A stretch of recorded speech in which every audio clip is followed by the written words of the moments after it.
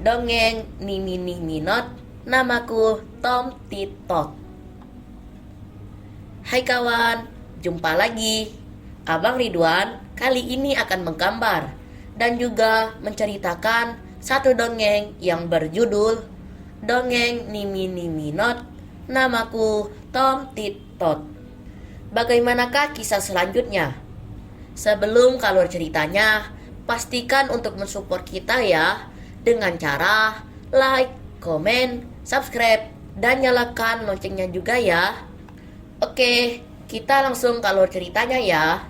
Pada suatu masa, ada seorang wanita yang memasak 5 buah kue.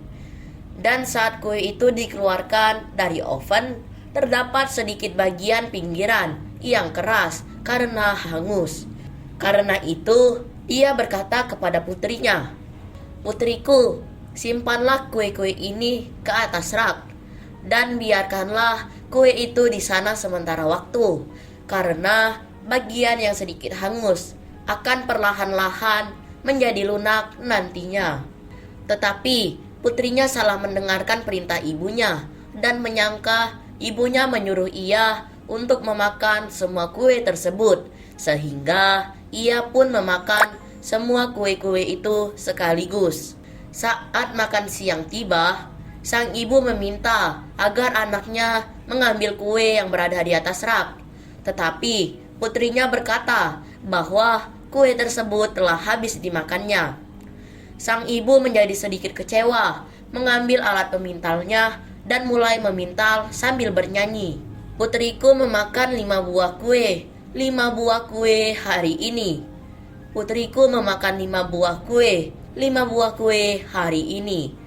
Seorang raja yang kebetulan lewat dan mendengarnya menyanyi datang mendekat karena ingin mendengar lebih jelas syair lagu yang dinyanyikan oleh sang ibu. Sang raja pun bertanya, "Apa yang engkau nyanyikan, wahai ibu yang baik?" Sang ibu yang merasa malu apabila sang raja mendengar apa yang diperbuat oleh putrinya, mengubah syair lagunya menjadi, "Putriku meminta 5 gulungan emas, 5 gulungan benang emas hari ini.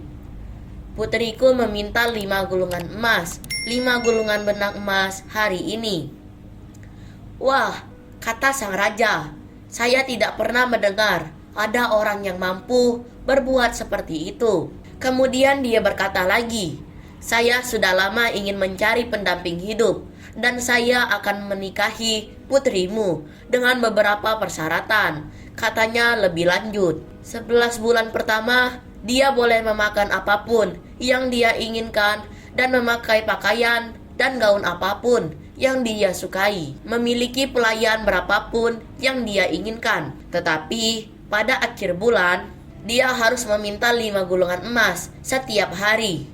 Jika tidak, putrimu akan saya hukum dan penjarakan di menara selama-lamanya." "Baiklah," kata sang ibu, sambil berpikir betapa mewahnya pernikahan putrinya nanti dan mengenai 5 gulungan emas saat waktunya tiba. Bermacam-macam alasan akan dicari untuk menghindari kewajiban tersebut. Dan sepertinya sang raja juga akan melupakan persyaratannya. Tidak berapa lama, menikahlah putrinya dengan sang raja. Dan selama 11 tahun, sang putri makan apapun yang dia inginkan, mengenakan pakaian dan gaun yang dia sukai, dan memiliki pelayan sebanyak yang dia inginkan. Waktu tidak terasa berlalu, hingga bulan ke-11 hampir tiba, dan sang putri mulai menebak-nebak pikiran sang raja yang telah menjadi suaminya mengenai gulungan benang emas yang dijanjikannya. Tetapi sang raja tidak pernah menyinggung apapun hal mengenai benang emas. Akhirnya di hari terakhir di bulan ke-11, sang raja membawanya ke suatu ruangan yang tidak pernah dilihatnya sama sekali. Dan di ruangan tersebut hanya terdapat alat pemintal dan bangku tempat duduk. Lalu sang raja berkata, "Sekarang telah tiba saatnya. Mulai hari besok, pelayan akan membawakan kamu jerami untuk dipintal, dan kamu harus tetap berada di ruangan ini untuk memintal 5 gulungan benang emas setiap malam. atau kamu akan mendapatkan hukuman." Saat itu, sang putri menjadi sangat takut karena dia sendiri tidak terlalu tahu memintal. Apa yang bisa diperbuat besok apabila tidak ada orang yang datang menolongnya? Dia lalu ke dapur, duduk di sebuah bangku dan menangis. Saat itu, didengarlah sebuah suara yang mengetuk pintu dapur. Dan saat itu, dia berdiri dan membuka pintu. Dia melihat suatu makhluk hitam yang aneh dan memiliki ekor panjang. Memandangnya dan bertanya kepadanya, "Apa yang engkau tangisi? Mengapa engkau menanyakan hal itu?" kata sang putri. "Tidak apa-apa," katanya makhluk itu lagi.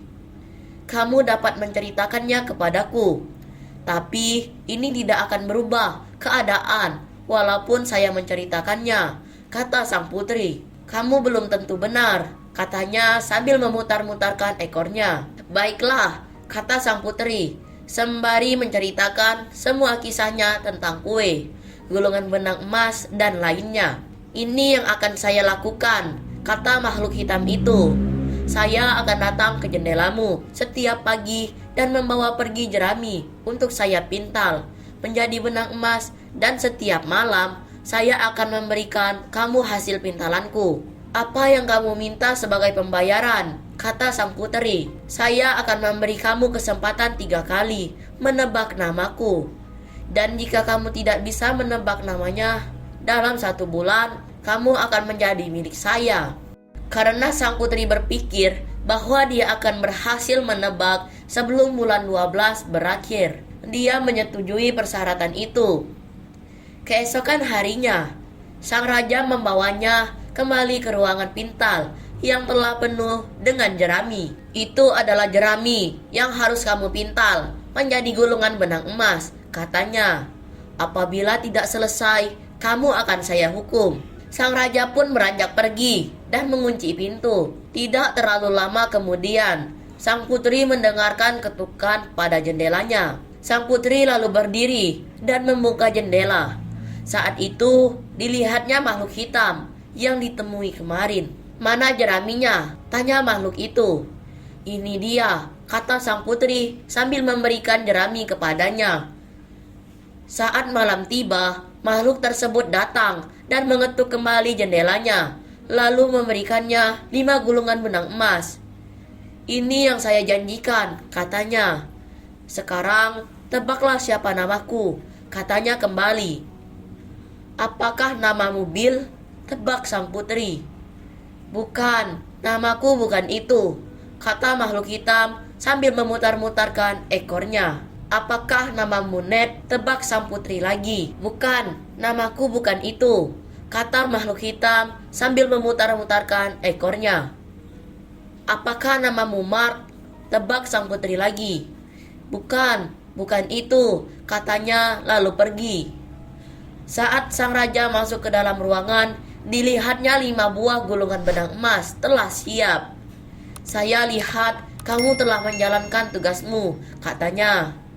"Kamu akan mendapatkan jerami dan makanan lagi pada keesokan pagi," katanya sambil beranjak pergi. Kejadian tersebut berulang terus-menerus. Setiap hari, jerami dan makanan dibawa masuk ke ruang pintal. Setiap hari, makhluk itu datang mengambil jerami dan malamnya memberikan gulungan benang emas. Dan setiap kali pula, sang putri tidak pernah menebak dengan benar nama makhluk hitam itu. Hingga tiba pada hari sebelum hari terakhir di bulan tersebut, sang makhluk itu datang membawakan 5 gulungan benang emas. Wajah makhluk itu menjadi terlihat sangat jahat dengan mata yang menyala seperti bara api. Makhluk itu berkata, "Besok adalah hari terakhir dan kamu akan menjadi milik saya." Lalu sang makhluk berangkat pergi. Sang putri menjadi sangat ketakutan. Tetapi malam itu juga sang raja datang ke ruang pintal, dan setelah melihat 5 gulungan telah tersedia, sang raja berkata, "Sayangku, saya lihat kamu telah menyelesaikan janjimu. Setelah keesokan hari, kamu akan terbebas dari hukuman. Mari kita rayakan dengan makan malam bersama." Saat mereka makan, sang raja tiba-tiba berhenti makan, lalu tertawa. "Apa yang membuat Paduka tertawa?" tanya sang putri. "Beberapa hari yang lalu, saya berburu dan tiba di suatu hutan yang tidak pernah saya lihat sebelumnya. Dan di hutan itu, saya menemukan sebuah gua kecil. Dari dalam gua tersebut, saya mendengar sebuah nyanyian. Dengan diam-diam, saya masuk ke dalam gua tersebut dan melihat ke dalamnya. Saya melihat makhluk terlucu yang pernah saya lihat seumur hidup, sedang memintal dengan ekornya yang berputar cepat sambil menyanyi. Nimi Nimi Not, namaku Tom Titot." Saat sang putri mendengar hal ini, dia merasa sangat gembira dan ingin melompat kegirangan. Tetapi dia berusaha untuk menahan diri dan tidak berkata apa-apa. Hari berikutnya, saat sang makhluk hitam datang pada malam hari, terlihat senyum jahatnya yang sangat lebar dan ekornya yang berputar kencang. "Siapa nama saya?" tanyanya sambil memberikan gulungan benang emas ke sang putri. "Apakah Solomon?" jawab sang putri sambil berpura-pura ketakutan. "Bukan, namaku bukan itu," katanya sambil melangkah masuk ke dalam ruangan. "Apakah ZBD?" tebak sang putri kembali. "Bukan, namaku bukan itu," kata sang makhluk hitam sambil tertawa. "Berpikirlah baik-baik," katanya kembali. "Setelah tebakan berikut, kamu akan menjadi milikku." Lalu tangannya mulai menggapai untuk memegang sang putri. Sang putri mundur 1-2 langkah menatap makhluk tersebut, kemudian tertawa dan berkata, "Nimi Nimi Not, namamu adalah Tom Titot." Saat makhluk itu mendengarnya, makhluk itu berteriak marah dan pergi menjauh ke dalam kegelapan. Dan semenjak saat itu, sang putri tidak pernah melihatnya lagi. Dan sang putri dapat hidup berbahagia selama-lamanya dengan sang raja. Serukan ceritanya. Makasih banyak ya kawan-kawan sudah menyimak cerita kita kali ini.